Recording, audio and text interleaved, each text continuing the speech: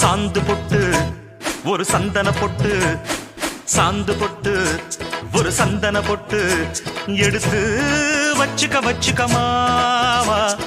பூ முடிச்சு ஒரு சேலைய கட்டு, இனி நீ வெட்டிய கட்டிக்கலாமா.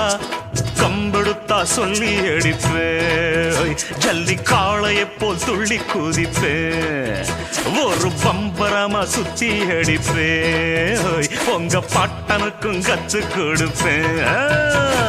சாந்து பொட்டு ஒரு சந்தன பொட்டு எடுத்து வச்சுக்க